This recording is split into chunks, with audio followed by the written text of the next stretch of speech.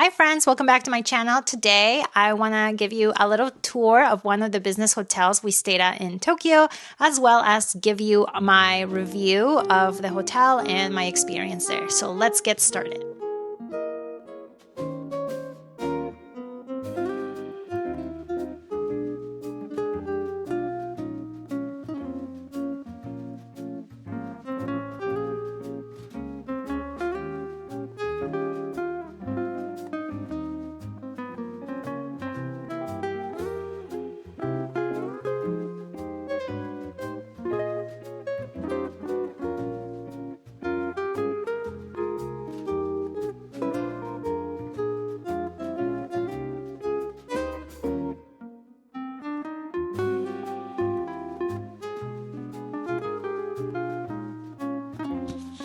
So I know you noticed the room was quite small, and it's really actually pretty common in Japan to have small rooms, especially for business hotels, and we are familiar with them, so it was no surprise to us. But what I really liked is that the room was actually pretty comfortable, and I'll talk a little bit about that later, but I want to talk about check-in. Check-in was super easy. Honestly, when you walked into the hotel, you were greeted right away by the staff, which, by the way, they're bilingual, so if you had any questions, you can ask them in English. But they have kiosks that you can check in, scan your passport, and the kiosk will give you your room key, and then you could be on your way. Something that was quite cute, I thought, and I'm sure it's pretty common at business hotels like this one or small travel hotels, is having a little like toiletry section. So in case you as a traveler forgot anything, you can pick up a toothbrush or a little brush or things like that. So I thought that was really neat.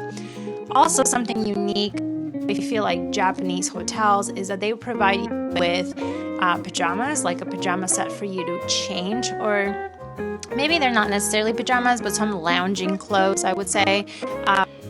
You can pick some up here.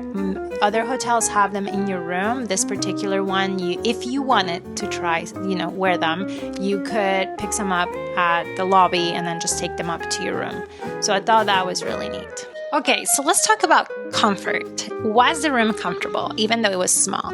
And honestly, it was. I was not really surprised because I stayed at a business hotel in Tokyo before, and I was kind of expecting the same thing. And it was like, yeah, they're comfortable for, we were there for one night. So it really worked out for us.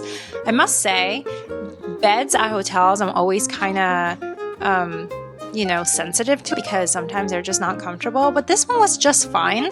And it could have been the fact that we had just been traveling for God knows how many hours, but I slept like a baby. So I think the bed was fine.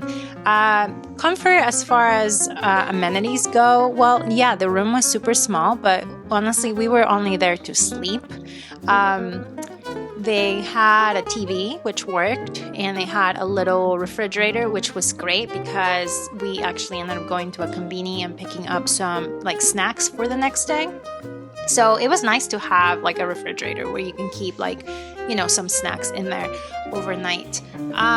The room had a lot of plugs, so we didn't have to fight over a plug to charge our phone and our camera and anything like that. So I thought that was very convenient. We had a tiny window, but if you opened it, which I should have recorded, when I opened it, it just looked out to another wall. So there wasn't a view whatsoever. And the bathroom, I always find Japanese bathrooms at hotels pretty great, even though they're small, because the way that they are set up, it's you don't have to worry about where water goes or anything like that. The tub was small, but it was a standing shower, but it was also one of those sit-down tubs. If you wanted to, I only shower, I didn't use the tub. But yeah, the water was perfect. Conditioner, shampoo, and stuff that was there smell really good. I did actually try them. So yeah, they smell really great, and it was just fine. And then last but not least, they had a bidet, which I'm a huge fan of. I have some at my house, so I couldn't complain. The room honestly was great. So let's talk about pricing. When we went there, it was Golden Week, so things were a little bit more expensive and it was hard to book. But we got the room for about $105, if I remember correctly. But we actually booked through Klook, which is an app that provides discounts for traveling, and I'll leave the link below. It's not sponsored, but you can get $5 off if you sign up with our link. And we ended up having a discount, so we ended up paying $100. I think it was $100.43 for that room. And for us, we felt like that was a really good deal because the main thing why we wanted to stay so close to Tokyo Station, which we were gonna get up and kind of like walk around for the day and then catch the Shinkansen to Osaka. So having something close by where we could just walk to the train station was ideal for us. So I definitely think for $100, staying in a safe, clean, and well-located place close to Tokyo Station was a bargain. Okay, so let's talk about food. Our room actually included free breakfast. And when you walk into the lobby, to the right-hand side, there is actually some tables and workstations where you can work and use the Wi-Fi. And there's also a connection to a little cafe. And in the mornings, you can go downstairs and you just go up to the cashier at the cafe and you pick your breakfast, and that's all included in your stay. I must say the food is limited. They had coffee and tea and water, and I also believe that you can get toast, eggs, I think a croissant, and something else, I don't remember. Obviously, as someone who eats a plant-based diet, there wasn't a lot of options, so I only had tea and toast, and I was not even worrying about it because I already knew that the menu wasn't going to work out with my diet, so I had snacks, so I didn't have to worry about it.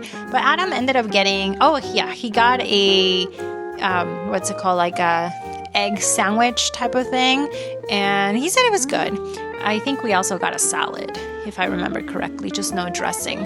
So I must say the menu for the breakfast is limited, but it is included, and honestly the food looked good, and I'm pretty happy. Honestly, the croissants look really good. So yeah, it was not bad. It is not, I would say it's not vegan friendly as far as unless you want toast and tea. I would, suggest going somewhere else, but it's not bad. So I'm going to have to give you my honest rating about this hotel. Would I ever stay there again? I'm going to say yes. Yes, I would stay again at the Fresa Inn. They actually have several locations in different places around Tokyo and maybe even other parts of Japan. I actually haven't looked them up after that. But I did have a good experience with them. The hotel, the most important thing for me is the rooms were clean. It was easy to navigate, check in, we had no problem, and the bed was comfortable. So that honestly checks all my boxes, especially when I'm traveling like this with Adam, where we were just staying in Tokyo overnight. We weren't gonna be kind of living out of our hotel or being there for longer than one night.